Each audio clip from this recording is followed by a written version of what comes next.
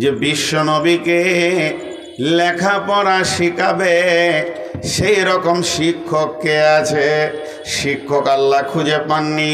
কারণ কার বুকে এত পাটা আছে নবীদের নবীকে বলবে আয় তোকে আমি পড়াবো, এর জন্যে তিনি লেখাপড়া পৃথিবীতে শিখেননি। আর তার এমন ক্ষমতা আছে, যদি কেউ নবীজিকে এক কলম পড়িয়ে দিতেন তাহলে সে শিক্ষক হয়ে যেত রসুলের, তার সম্মানটা বেড়ে যেত। আমার আল্লাহ এটা মেনে নিতে পারেননি। আর 3 নম্বর হচ্ছে আমার আল্লাহ নিজে গাইড করেছেন, অতএব তার শিক্ষার প্রয়োজন নাই। এটা গেল 3 নম্বর। আর 4টা সব থেকে গুরুত্বপূর্ণ বিষয় হচ্ছে আল্লাহ তাবারাক ওয়া তাআলা তার নবীকে পৃথিবীর বুকে অক্ষর দিলেন না। 4 নম্বর কারণটা কি? ধরেন আপনাদের এই গ্রামের কোনো একটা ব্যক্তি আমাকে একটা চিঠি লিখে পাঠিয়েছেন।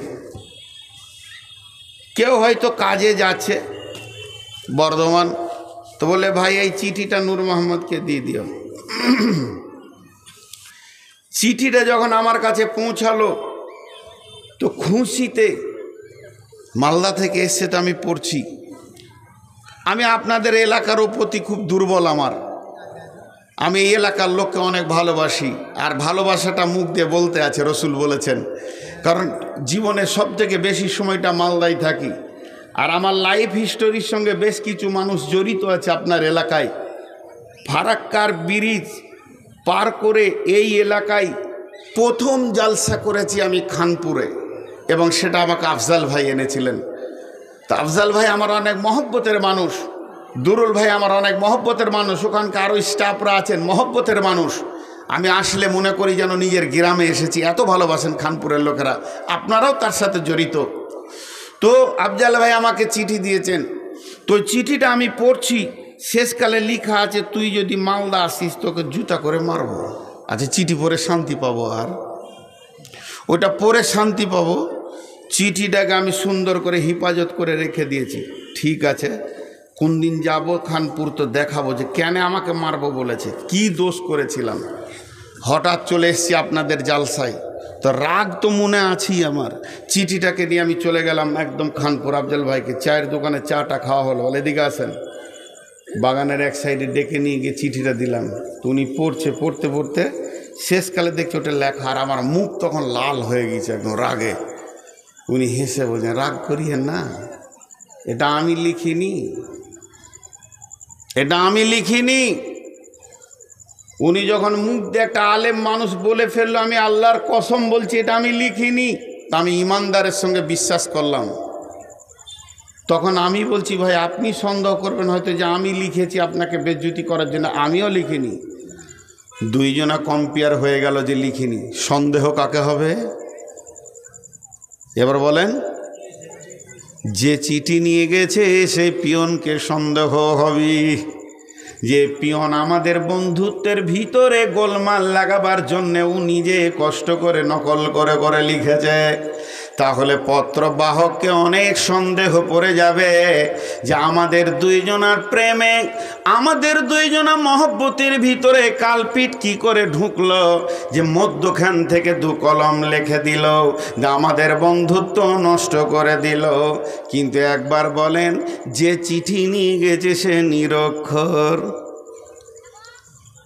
লিখতেও জানে না, পড়তেও জানে না, এবার সন্দেহ হবে কি? জোরে বলেন। 1 কলম লিখতে জানে না, অটা কেমন জানে না, কলমটাই কেমন করে ধরতে হবে সেটাই জানে না, তাহলে সন্দেহ হবে না? তো আমার রব বলছেন এই চিঠিটা হলো আমার, আর আমি এই চিঠি তোদেরকে দিয়েছি হেদায়েতের জন্যে, আর চিঠির পত্র বাহক বানিয়েছি আমি নবী মুহাম্মদ সাল্লাল্লাহু আলাইহি সাল্লামকে। যদি সে লিখতে পড়তে জানতো তাহলে কোরআনে তোদের ভিতরে সন্দেহ ঢুকে যেত যে 2 কলম নবী মুহাম্মদ বাড়াবাড়ি করে লিখে দিয়েছে। শুধু কোরআনটাকে চিরসত্য প্রতিষ্ঠিত রাখার জন্যে আমি আমার নবীকে কোনো অক্ষরের জ্ঞান দিলাম না, যে কেউ হয়তো ভবিষ্যতে বলবে কোরআন আল্লাহর বাণী নয়, বরং কোরআনে নবী মুহাম্মদের বাণী লুকানো আছে। এ কথা কিয়ামত পর্যন্ত কেউ বলতে পারবে না, কেউ সন্দেহ করতে পারবে না। এর জন্য মেন পত্র বাহককে আমি নিরক্ষর করে রেখে দিলাম। আবু জাহেল সারা জীবন রসুলের বিরোধিতা করেছে। আবু সুফিয়ান শেষকালে ঈমান আনলো, সেও রসুলের বিরোধিতা করেছে। উমাইয়া করেছে, উমাইয়া করেছে, উবাই ইবনে খাল করেছে, আব্দুল্লাহ ইবনে উবাই করেছে, উবাই ইবনে সলুল, বেঈমানরা বড় বড় রসুলের বিরোধিতা করেছে। কিন্তু কেউ একবার জবান ফুসকে বলে না কোরআন রসুলের লেখা।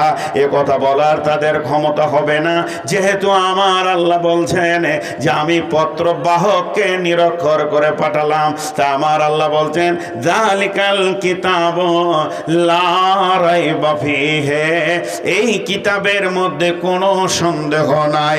আমি সলিড মাল তোদেরকে দিয়েছি, আর কিতাবটা প্রতিদিন সকালে আপডেট হয়ে যায়।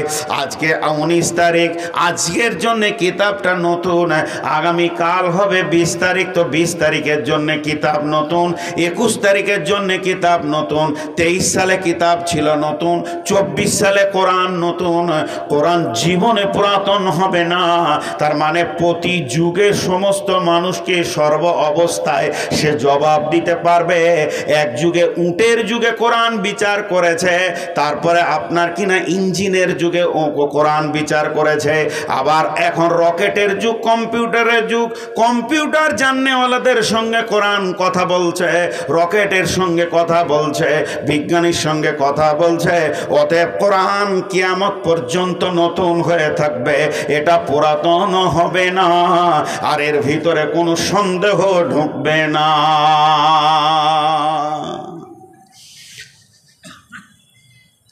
আল্লাহ বলছেন হুদাল্লিল মুত্তাকিন, হুদাল্লিল মুত্তাকিন, হুদা মানে রাস্তা, লিল মানে জন্য, মুত্তাকিন মানে পরেজগার।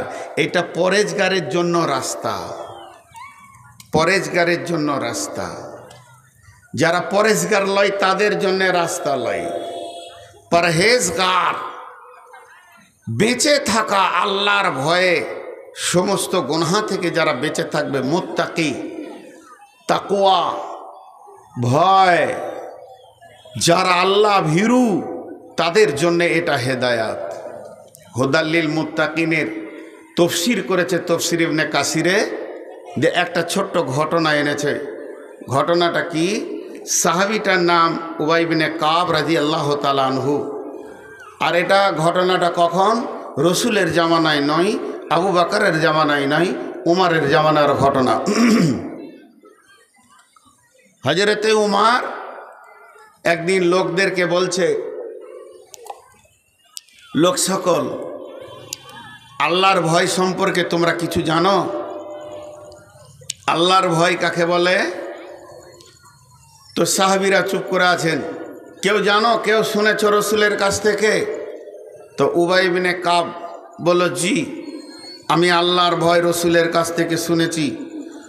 হযরত উমর বলছে, তুমি আমার কাছে এসো, আল্লাহর রসুল আল্লাহর ভয় কাকে বলেছে ওটা আমাকে বলো, তাহলে আমার দিলেও আল্লাহর ভয় আসবে। আর আমার ভয় যখন আল্লাহর ভয় আমার দিলে আসবে, তো আমার ওই ভয়টা রেনুয়েল হয়ে যাবে। তা বলে কি আমি ভাবছি যে হযরত উমর আল্লাহর ভয় সম্পর্কে জানতেন না? উনিও জানতেন। যখন আরেকজনের কাছে শুনবো, ওটা রেনুয়েল হবে, ওটা আরও ভালো হবে, আরও সুন্দর হবে, দিলের ভিতরে ঈমান বসবে। তো হযরত উমর যখন এই কথাটা বললেন, তখন উবাই ইবনে কাব ওনাকে এবার বোঝানোর জন্য একটা উদাহরণ দিচ্ছেন। কি বলছেন?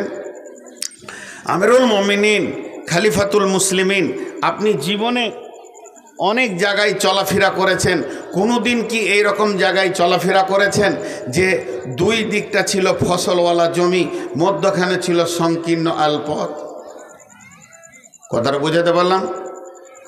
দুইটা জমির মাঝে যেটা থাকে ওইটা আপনারা কি বলেন? মালদার লোক আল বলেন না? আল। এবার আলটা অতি সংকীর্ণ, আর ডান দিকেও জমি বাঁ দিকেও জমি। ডান দিকের জমিতে কাঁটা দিয়ে বেড়া দিয়েছে, বাঁ দিকের জমিতেও কাঁটা দিয়ে বেড়া দিয়েছে, মধ্যখানটা আলপথ। এইরকম আলপথে হেঁটেছেন। তখন হযরত ওমর বলছে, হ্যাঁ আমি হেঁটেছি। বলে কি করে হেঁটেছিলেন বলেন? তো হযরত ওমর একটু অঙ্গভঙ্গি করে আর মুখ দিয়ে বলছে যে কাপড়গুলোকে সেমটে নিলাম আর মধ্যস্থ করে পা রাখলাম, না ডান দিকে ঝুঁকি না বাঁ দিকে ঝুঁকি। ডান দিকে ঝুঁকলেও কাঁটাতে কেটে দেবে, রক্ত বের হয়ে যাবে, সুতা উঠে যাবে, কাপড় ছিঁড়ে যাবে। আর বাঁ দিকে ঝুঁকলেও ওই অবস্থা হবে। তাই মধ্যস্থ করে পা রেখে ধীরে ধীরে ধীরে ধীরে আলপথটা অতিক্রম করলাম। যালিকাল কিতাবুল লা রাইবা ফীহি হুদাল লিল মুত্তাকিন। যখন এই কথা বলেছেন হযরত ওমর যে আমি মধ্যস্থ করে নিজেকে আলপথটা অতিক্রম করলাম, উবাই ইবনে কাব বলছেন বাস বাস বাস বাস হয়ে গেছে। আমিরুল মুমিনিন খলিফাতুল মুসলিমিন এর নাম হচ্ছে আল্লাহর ভয়। পৃথিবীতে যারা মুত্তাকি হবে, মুমিন হবে, তাদের জন্য শয়তান অনেক কাঁটা ছড়িয়ে দিয়েছে পৃথিবীতে। একদিকে ফেসবুক, একদিকে ইউটিউব, একদিকে আপনার গগলস, একদিকে মদ, একদিকে তাস, একদিকে জুয়া, একদিকে মেলা, একদিকে গান বাজনা। চারিদিকে যেন শয়তান কাঁটা ছড়িয়ে দিয়েছে। আর এই পৃথিবীতে মুমিনকে হাঁটতে হবে এই কাঁটার ভিতরে। যে মুমিন হবে নিজেকে ধীরে ধীরে ধীরে ধীরে ধীরে ধীরে কাঁটা থেকে বাঁচিয়ে এই পৃথিবীর এক প্রান্ত থেকে কবর পর্যন্ত পৌঁছাবে। তার গায়ে একটা কাঁটার আঁচড় লাগবে না। এর নাম আল্লাহর ভয়। এই আল্লাহর ভয় যার আছে, সেই কোরআন, যে কোরআনে কোনো ভেজাল নাই, ওই লোকটা যখন কোরআন পড়বে তখন ওর চোখে পানি আসবে, অঝর নয়নে সে হেদায়েতের রাস্তা খুঁজে পাবে। তাই আমার আল্লাহ বলছেন যালিকাল কিতাব লা রাইবা ফীহি হুদাল লিল মুত্তাকিন। এই কিতাবের মধ্যে কোনো সন্দেহ নাই, এই কিতাবটা মুত্তাকি পরেশগারকে, আল্লাহ ভীরুকে হেদায়েত দেবে। জি ভাই, জঙ্গলে যত আছে সব গাছ।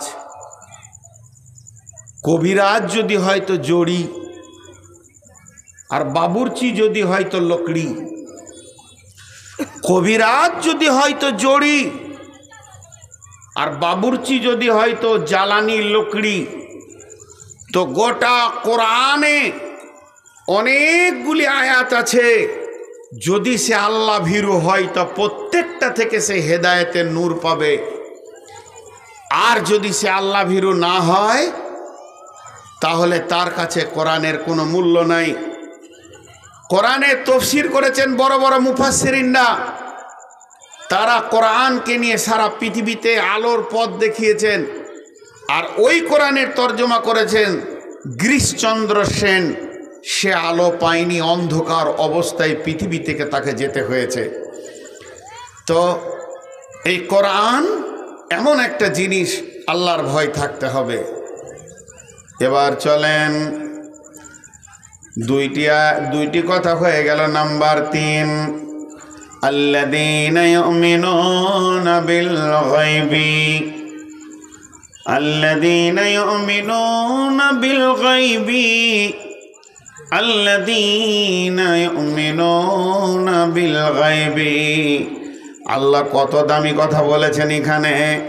যারা অদৃশ্যের উপরে ঈমান আনে, অদৃশ্যের উপরে ঈমান, আল্লাহকে দেখলো না ঈমান আনলো, আল্লাহকে জীবনেও চোখে দেখেনি, আল্লাহ আছে 100% ঈমান আনছে, আল্লাহর ভয়ে থরথর করে কাঁপছে, রাতে উঠে কাঁদছে, আল্লাহ তাবারাক ওয়া তাআলা আছি এটা বিশ্বাস রেখেছে। আবার জাহান্নাম দেখলো না, জাহান্নামের ভয়ে থরথর করে কাঁপছে। জান্নাত দেখলো না, জান্নাতের আশাতে সে নিজেকে বিগলিত করে রেখেছে, বিচলিত করে রেখেছে। পুলসেরাত দেখে নাই, পুলসেরাতের ভয়ে থরথর করে কাঁদছে। হাসরের ময়দান দেখে নাই, আর কবরের আযাবের খবর তার কাছে নাই। অর্থাৎ এমন কিছু জিনিস আছে যেগুলো দেখা যাবে না, এমন আল্লাহকে পৃথিবীতে দেখা যাবে না, জান্নাতে যাওয়ার আগে পর্যন্ত দেখা যাবে না। তবে রোজাদাররা কিয়ামতের মাঠে আল্লাহকে দেখবে। তাহলে যেগুলো দেখা গেল না, জাহান্নাম দেখতে পেলাম না, কবরের আযাব দেখতে পেলাম না, ফেরেশতা দেখতে পেলাম না, আবার নবীজিকে দেখা গেছে তার প্রমাণ হাজারও রয়েছে, কিন্তু দেখা যায়নি পুলসেরাত, দেখা যায়নি জাহান্নামের কেমন আগুনটা ভয়াবহ। এই জিনিসগুলোর ওপরে যারা ঈমান এনেছে, আল্লাযীনা ইউমিনুনা বিল গায়বি, যারা গায়বের ওপরে ঈমান এনেছে, যাদের এই দৃশ্যগুলোর ওপরে ঈমান আছে, তারা পরিপূর্ণ ঈমান যারা রাখতে পেরেছে, তাদের দুইখানা আচরণ পৃথিবীতে দেখা যাবে। ওয়া ইউকিমুনাস সালাতা, আযান হলে তাদেরকে নামাজের কদরে দেখা যাবে। ওয়া মিম্মা রাযাকনাহুম ইউনফিকুন, যদি কোনো জায়গায় ইসলামকে বাঁচানোর জন্য অর্থ লাগে, জান লাগে, তারা সেই জায়গায় নিজের হাতকে বাড়িয়ে অর্থ দিয়ে সাহায্য করবি।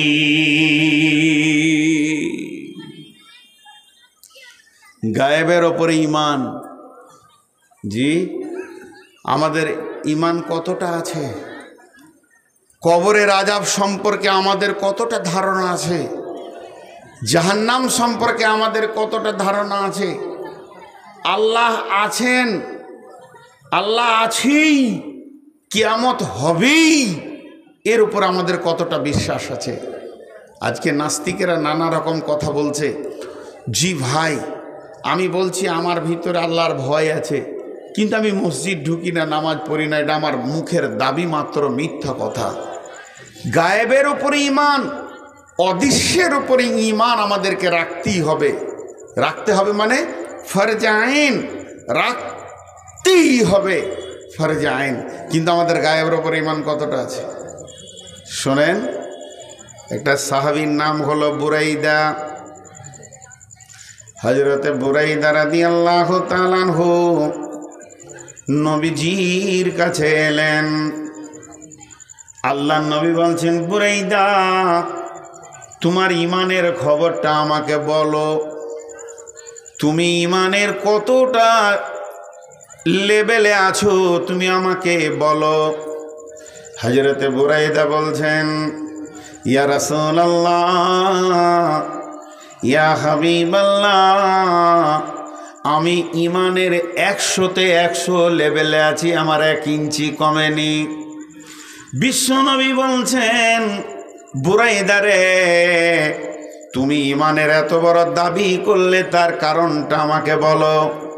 তখন হযরতে বুরাইদা বলছেন, ও দয়ার নবী গো, আমি যখন ঘুম থেকে উঠলাম তখন আমার দিল যেন জাহান্নামের ভয়ে ছটফট করছে, এবং জান্নাতের আশাতে যেন আমার দিল পেরেশান হয়ে গেছে। দয়ার নবী গো, এইভাবে আমার দুপুর গেল, এইভাবে আমার সন্ধ্যা গেল। আল্লাহর কসম বলি, আপনি জাহান্নামের বয়ান যেমন যেমন যেমন করে দিয়েছেন নবীজিকে বলছে, এবং আল্লাহর কোরআন জাহান্নামের কথা যেমন যেমন বলেছে, আমি বুরাইদা যেন 2টি চোখে দেখতে পেয়েছি জাহান্নাম। ওই রকম জাহান্নামের মানুষগুলো পুড়ছে, তারা পানি বলে চিৎকার করছে, আগুন যেন তোদেরকে নিয়ে ছিঁড়াছিঁড়ি করছে, মেঘের মতো গর্জন মারছে। আমি যেন 2 চোখে দেখতে পেয়েছি। ইয়া রাসূলুল্লাহ, আমার চোখ এতটুকু, আপনার জবান আর আমার চোখ এতটুকু টলবেটল হয়নি। শুধু তাই নয়, আপনি জান্নাতের বর্ণনা যেমন যেমন দিয়েছেন, আর জান্নাতের বর্ণনা কোরআন যেমন দিয়েছে, আমি যেন জান্নাতের নহরগুলি দেখতে পেয়েছি। আর জান্নাতের নহর যেন কুল কুল কুল কুল করে বইছে, জান্নাতে কলা এবং কুল বড়ই ফল যেন ঝুলছে। আপনি আঙ্গুরের কথা বলেছেন, খেজুরের কথা বলেছেন, জান্নাত যেন সুসজ্জিত হয়ে রয়েছে। একদিকে আমি জাহান্নামকে জ্ঞান চোখে দেখছি, ইমানের চোখে দেখছি, একদিকে জান্নাতকে দেখছি, একদিকে আল্লাহর ভয়ে থরথর করে কাঁপছি, একদিকে আল্লাহর প্রতি বৃহৎ আশা করে বসে রয়েছি জান্নাতে যাওয়ার। এই অবস্থা আমার সকাল গেছে, দুপুর গেছে, সন্ধ্যা হতে চলেছে। ও দয়ার নবী গো, এইভাবে আমার আজকের দিনটা কেটে গেল। আল্লাহ নবী জবাবে উত্তরে বলছেন, বুরাইদারে, তুমি নিজের ব্যাপারে যে ইমানের দাবি করেছো, যে তুমি 100-তে 100 ইমানের ওপরে আছো, আমি নবী মুহাম্মদ সাল্লাল্লাহু আলাইহি সাল্লাম বলছি তুমি 100-তে 100 ইমানের ওপরে রয়েছো। এখানে যতগুলি লোক বসে আছে, আমি কাউকে বেজ্জতি করতে চাইছি না, আমি নিজেই বলছি, সারাদিনে একবার কবর মনে পড়ে, সারাদিনে একবার পুলসেরাত মনে পড়ে, সারাদিনে একবার জাহান্নাম মনে পড়ে, সারাদিনে একবার জান্নাত মনে পড়ে। যদি এইগুলো মনে পড়তো তাহলে এই মুসলিম আর বেলাইনে যেত না, হেদায়েতের প্ল্যাটফর্মেই দাঁড়িয়ে থাক। আমাদের মনে পড়ে না। জি, একজন সাহাবী এসে রাসূলুল্লাহ সাল্লামকে বলছেন, ইয়া রাসূলুল্লাহ, কিয়ামতের মাঠে বিচার কে করবে? বলছে আল্লাহ। বলছে তাহলে আবার কি, চিন্তা নেই? বলে কেন গো? বলে আল্লাহ যে মেহেরবান, পাস করে যাব ইনশাআল্লাহ। তো আল্লাহর প্রতি যে যেমন ধারণা রাখবে, আল্লাহ তার সঙ্গে সেই ব্যবহার করবেন। আমাদের আল্লাহর প্রতি ধারণা কি বলেন? 100-তে 100 ইমান আছে? নাই। অনেক দুর্বলতায় আমি পৌঁছে গেছি। যে ইমানের 27 সাহাবা রাদিয়াল্লাহু আজমাইনদের ছিল, সেই ইমান আল্লাহর প্রতি আমাদের নাই। যদি থাকতো তার প্রমাণটা কি? জি, মাটির নিচে বিচন আছে, আছে না নাই? একজন বলছে নাই, আর একজন বলছে আছে। বলে প্রমাণ হয়ে যাবে যখনই ও অঙ্কুর ওপর দিকে মাটি ফাটিয়ে উঠবে, তো প্রমাণ হয়ে যাবে যে কার কথা সত্য, বিচন ছিল কি ছিল না। তা আল্লাহ বলছেন ইমান আছে না নাই কি করে বুঝবে? বলে 2 জায়গা তোকে দেখে লিও, ইমান আছে না নাই বুঝে লিবে। সেটা কোথা? হাইয়া আলাস সালাহ।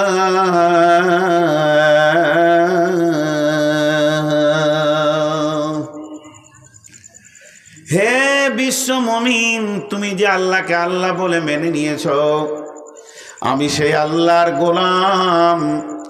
আল্লাহর ডাক আমি তোমাকে দিছি, আল্লাহ ডাকছে তোমাকে। হাইয়া আলাস সালাহ। গ্রামবাসী, শহরবাসী, কৃষক, চাষি, শিক্ষিত, মূর্খ, সবাই তোমরা আল্লাহর ঘরে এসে যাও, আল্লাহর ঘরে ঢুকে যাও। আল্লাহ তাবারাক ওয়া তাআলা বলছেন, আল্লাযীনা ইউমিনুনা বিল গায়বে, যে লোকটা গায়েবের উপরে ঈমান এনেছে, 1 নম্বর আমল করবে, ওকে কেউ নামাজের কাতার থেকে বের করতে পারবে না। ভুলবশত মুমিন গুনাহ করতে পারে, চুরি করে নিতে পারে।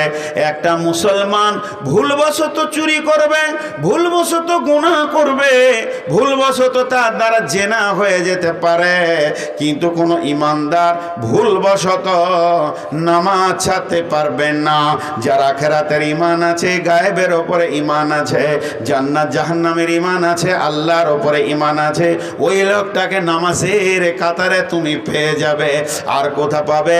ওয়া মিম্মা রাযাকনাহুম ইউনফিকুন, যেখানে টাকা পয়সা, মাল, সোনা দানা, আনাজ, ধান, টাকা, চাল, সেগুলো জমা হচ্ছে আল্লাহর দিনের জন্যে, ওই জায়গাতে ওকে পেয়ে যাবে। এরা মনে মনে বলছে এবার মনে হয় কালেকশন করবে, তাহলে আমরা কেটে পড়ি। কালেকশন আমি করব না, তফসির শুনেন। কালেকশন করব একবারে শেষে। এরা এই দিনাজপুর পড়ছে এটা না? হ্যাঁ, ওই জন্যই ওদের রোগ আছে। মালদার আবার এই রোগটা নাই। আর আপনাদের মালদার পাশে আছেন বলি খানিকটা ধৈর্য আছে। খালি একবার কুশমুন্ডি আপনাদেরই জেলা পড়ছে কুশমুন্ডি, হরিরামপুর, এই এলাকায় চলে যান। আর একবার খালি বলে দেন, বক্তা যদি ফুঁস করে মুখ দেওয়ার বের হয়ে যায় যে দান করলে নেকি হবে, কোনো তফসির করতে করতে বলে দেয়, তো এরকম ময়দান 3 মিনিটে খালি হয়ে যাবে। মাদ্রাসা কমিটি, মাদ্রাসার সেক্রেটারি 20 টাকা দেয়, আবার 22 জনের জন্য দোয়া করায়। হ্যাঁ, বড় বড় মাদ্রাসা আছে ওখানে। দিনাজপুরকে আল্লাহ মেরে দিয়েছে, একটা বড় মাদ্রাসা নাই, শ্রীমন্তপুর ছাড়া। আর ওদিকে আর 2টা আছে। মালদাতে দেখেন তো কতগুলা, খানপুর রাঙ্গাইপুর করে গুণে শেষ করতে পারবে না। রাগ করছে, ফের বলছে না আছে। এরা দান করবে না, কিন্তু যদি বলা হয় যে রোড সাইডে 3 কাঠা জায়গা আছে, লিবি বলবে কাউকে জিজ্ঞেস করিস না, তারা টাকা দিয়ে ওর মুখকে চেপে ধরবে। দিনাজপুরের মতো ধনী বড় লোক খুব অন্য জায়গায় কম আছে, ঘরে ঘরে টাকা আছে প্রচুর, হারভেস্টার আছে, নমুনিয়াতে 86 খানা হারভেস্টার। হ্যাঁ হ্যাঁ, মাদ্রাসা আছে, তবে ওদের দান আছে, 2টা মাদ্রাসা চালাচ্ছে। তো আল্লাহ তাবারক ওয়া তাআলা সকলকে দান করার তৌফিক দান করুন। আমি এখন তফসির করছি, তফসির করে যাচ্ছি। ওরা 4 জনা ভাবলে হয়তো যে টাকা হয়তো পকেট থেকে কোন সময় বের করলে, পকেট মান নাকি, তো কেটে পড়ি। ওরা কেটে পড়লো, ওরা মনে মনে ভাবছে যে কটা জালসা শুনছে এরা ফেঁসে গেল, আমরাই বেঁচে গেলাম। ওরা খুশিতে ঘর যেছে, যাজ্ঞা ছেড়ে দেন। এখন আমাকে তফসির করতে দেন, মাঝে কালেকশন করব না, শেষকালে কিছু চাইবো, কারণ মসজিদের জন্য এত মেহনত যখন আপনারা এসেছেন দেবেনও।